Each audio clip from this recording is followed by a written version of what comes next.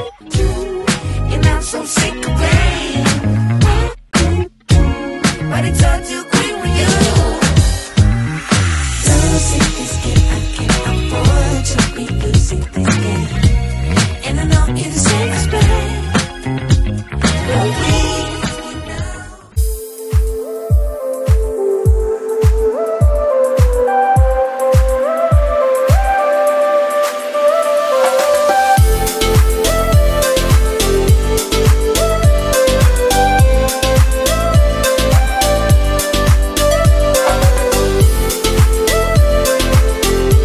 Hi one welcome back to Deepu Telugu vlogs. So ఇప్పుడైతే నా weekend వ్లాగ్ని అయితే షేర్ చేస్తాను. సో చాలా రోజుల తర్వాత ఎండ అయితే వచ్చింది. సో ఎండ ఉంది కానీ మినిమం 10 degrees మాత్రమే ఉంది. చలి అయితే ఉంది కానీ ఎండ అయితే బాగా వచ్చింది. అండ్ నా మొక్కలు చూడండి, ఆ కరివేపాకు చెట్టు బాగా ఎండిపోయింది. నాకు తెలియదు మళ్ళీ వస్తుందో లేదో. సో వాటర్ అయితే పోస్తున్నాను డైలీ. అండ్ ఇక్కడ చూడండి అలోవేరా చెట్టు ఇంకా పూర్తిగా చనిపోయింది. అంటే వింటర్ టైంలో ఇవన్నీ నేను లోపల పెట్టుకోలేను కదా, సో ఇంకా అలానే వదిలేసాను. స్నో బాగా పడినప్పుడు బాల్కనీలో కూడా కంప్లీట్ గా స్నో వచ్చేసింది. సో ఈ పార్ట్స్ కూడా మొత్తం స్నోతో నిండిపోయినాయి. సో అప్పుడు మొత్తం చెట్లన్నీ పోయినాయి అనమాట. సో ఇందులో ఉన్న మట్టి అంతా తీసి పడేసి మళ్ళీ కంపోస్ట్ తీసుకొచ్చి మళ్ళీ ట్రై చేయాలి. ఇంకా ఎండ వచ్చేసింది కాబట్టి ఇదే రైట్ టైం అనుకుంటున్నాను. సో గోంగూర, మెంతుకూర అవి మళ్ళీ స్టార్ట్ చేద్దామని అనుకుంటున్నాను. సో మిగతా వెజిటబుల్స్ ఎలా రాకపోయినా కానీ అట్లీస్ట్ గోంగూర, మెంతుకూర అన్న ట్రై చేయాలి.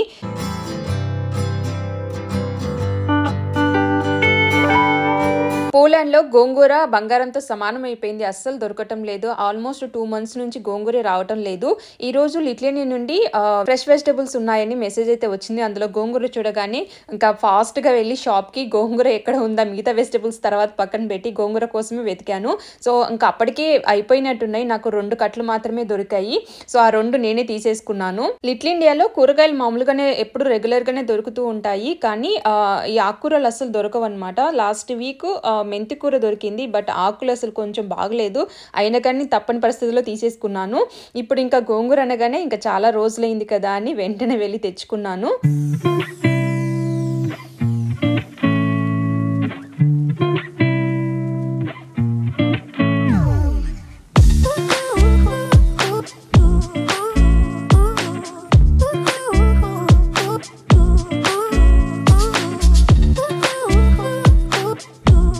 సో ఈ గోంగూర ఫ్రెష్గా ఉన్నప్పుడే మనము ఏదైనా ప్రిపేర్ చేసుకుంటే బాగుంటుంది. సో ఫస్ట్ ఏమో నేను కొంచెము గోంగూర పచ్చడి అయితే చేసుకుంటున్నాను. సో నాకు ఏదైనా కానీ స్టార్టింగ్లో కొంచెం పచ్చడితో తినడం అలవాటు అనమాట. సో అందుకే ఇప్పుడు గోంగూర పచ్చడి అయితే చేసుకుంటున్నాను. సో ప్యాన్లో పల్లీలు, ఎండుమిర్చి అండ్ ధనియాలు అండ్ జీలకర్ర వేసుకొని బాగా ఫ్రై చేసుకోవాలి. సో నేను ఆయిల్ లేకుండా నేను డ్రై ఫ్రై అయితే చేసుకుంటున్నాను. సో చాలా మంది పచ్చిమిర్చి వేసుకుంటారు.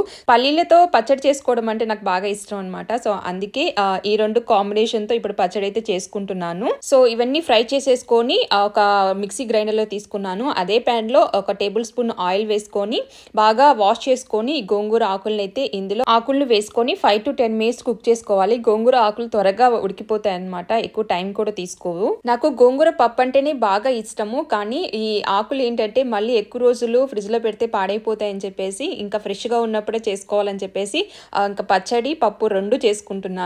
ఫస్ట్ రౌండ్ వచ్చేసి ముందుగా మనం పల్లీలన్నీ ఫ్రై చేసుకున్నాం కదా, అది ఒక రౌండ్ మిక్స్ చేసిన తర్వాత గోంగూర చల్లారిన తర్వాత మళ్ళీ 2 కలిపి ఒకసారి మిక్స్ చేసుకోవాలి. అప్పుడు మనకి పచ్చడి రెడీ అయిపోతుంది. తర్వాత తాలింపు వేసుకొని ఈ పచ్చడి ఇందులో వేసి ఒక 5 minutes స్టవ్ మీద ఉంచేసి ఆఫ్ చేసేసుకుంటే మనకి పచ్చడి రెడీ అయిపోతుంది. అండ్ ఈ పచ్చడి మనకి అట్లీస్ట్ 2 weeks అయినా మనం స్టోర్ చేసుకోవచ్చు ఫ్రిడ్జ్ లో పెట్టుకొని. గోంగూర పచ్చడి రెడీ అయిపోయింది. చూస్తుంటేనే ఎప్పుడెప్పుడు తినాలనిపిస్తుంది. అండ్ మా వారి కోసము గోంగూర చికెన్ అయితే ట్రై చేసాము. సో మోనిష్ కి అంతగా ఇష్టం ఉండదు గోంగూర అంటే, ఆ లీవ్స్ ఉంటే ఎక్కువ తినడనమాట. సో అందుకోసం మోనిష్ కోసమేమో చికెన్ కర్రీ ప్రిపేర్ చేశాను. గోంగూర పప్పు అంటేనే మా అమ్మమ్మ గుర్తొస్తుంది. అంత బాగా చేస్తుంది. మా అమ్మ చేసినా కానీ నచ్చదు, కానీ అమ్మమ్మ చేసిన గోంగూర పప్పు అయితే చాలా టేస్టీగా ఉంటుంది. సో ఫస్ట్ అయితే గోంగూర పచ్చడి ట్రై చేస్తున్నాను. సో వేడివేడి అన్నం, నెయ్యి, గోంగూర పచ్చడి అయితే సూపర్ కాంబినేషన్. అండ్ పప్పు తినేటప్పుడు మాత్రం ఆవకాయ తప్పకుండా ఉండాల్సిందే.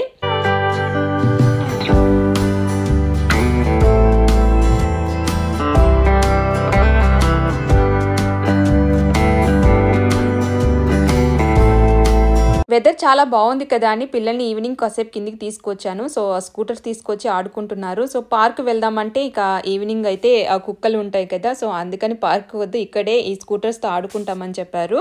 ఎండ వచ్చింది కానీ ఈ వింటర్ జాకెట్లు మాత్రం కంపల్సరీగా ఉండాల్సిందే. సో ఇంకా ఈ జాకెట్లు లేకుండా తిరిగే పరిస్థితి రాలేదు. సో అంత ఎండ అంటే మనకి మినిమం 20-30 డిగ్రీస్ రావాలి. ఇప్పుడు ఓన్లీ 10 డిగ్రీసే ఉంది, కానీ ఎండ అయితే వచ్చింది. అట్లీస్ట్ కొంచెం బెటర్, ఈవినింగ్ టైంలో పిల్లల్ని అయినా కింది తీసుకొచ్చి ఇట్లా వాక్ చేయడానికన్నా కొంచెం బాగుంది.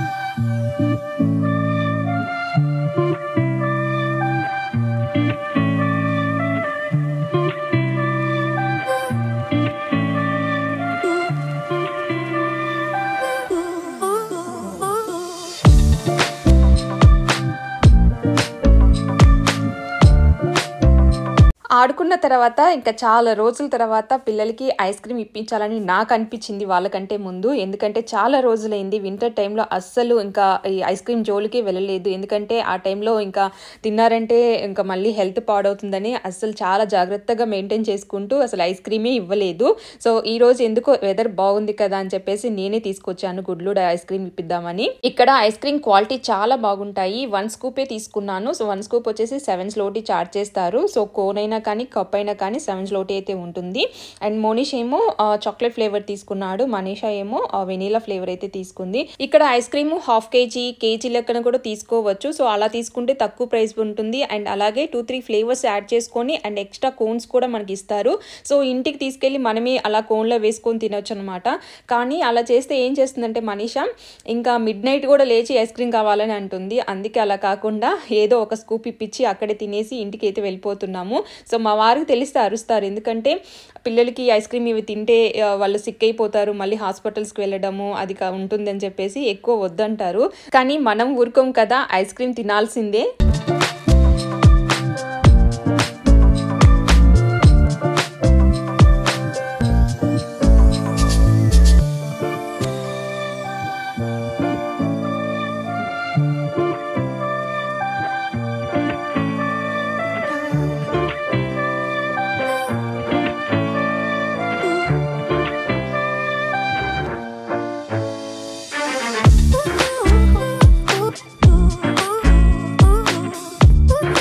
వీక్లీ 2 టైమ్స్ అయినా పిల్లలకి నేను హెయిర్ ఆయిల్ అయితే అప్లై చేస్తూ ఉంటాను. సో ఇదైతే నేను ఇంట్లో ప్రిపేర్ చేసిన రోజ్మేరీ ఆయిల్ తో పాటు మసాజ్ కూడా చేయాలి. సో ఐబ్రోస్ నుంచి 8 ఫింగర్స్ ని పెడితే మనకి సెంటర్ లో మసాజ్ పాయింట్ అయితే ఉంటుంది. సో ఈ ప్లేస్ అనేది చాలా సెన్సిటివ్ గా ఉంటుంది. మసాజ్ చేసేటప్పుడు చాలా జాగ్రత్తగా ఉండాలి. ఈ మసాజ్ చేయటం వల్ల బ్లడ్ సర్క్యులేషన్ బాగా జరిగి హెయిర్ థిక్నెస్ అయితే బాగా పెరుగుతుంది. అండ్ అలాగే మనకి ఈ స్ట్రెస్ హెడేక్ ఏదైనా ఉన్నా కానీ అదంతా పోయి చాలా రిలాక్స్డ్ గా ఉంటుంది. సో నేను రెగ్యులర్ గా ఫాలో అవుతాను. సో పిల్లలకు కూడా అలానే అప్లై చేస్తూ ఉంటాను. చిన్నప్పుడు కొబ్బరి నూనె పూసారంటే మన ముఖం మీద కూడా 1/2 కేజీ కొబ్బరి నూనె ఉంటుంది. అంత కొబ్బరి నూనె పూసేవాళ్ళు అండ్ గట్టిగా రిబ్బన్లతో జడలు వేసేవాళ్ళు.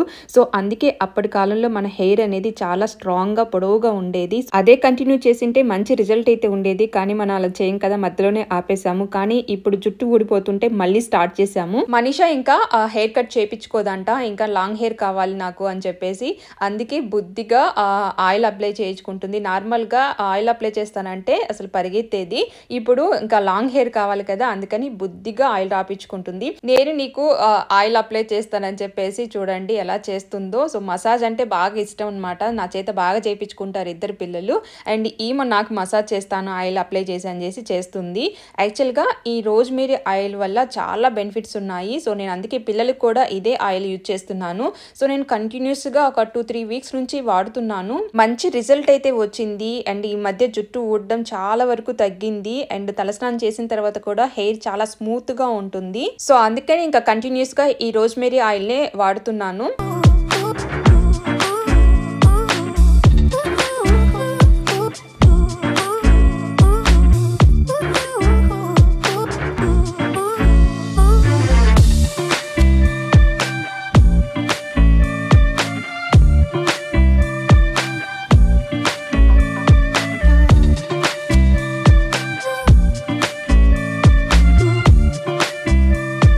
సో అలా మా వీకెండ్ అయితే జరిగిపోయింది. ఈ వీడియో మీకు నచ్చినట్లయితే లైక్ చేయండి. మీ ఫ్రెండ్స్కి, ఫ్యామిలీ మెంబర్స్కి ఈ వీడియోని షేర్ చేయండి. ఇంకో రోజు మంచి వీడియోతో మీ ముందుకు వస్తాను. Thanks for watching.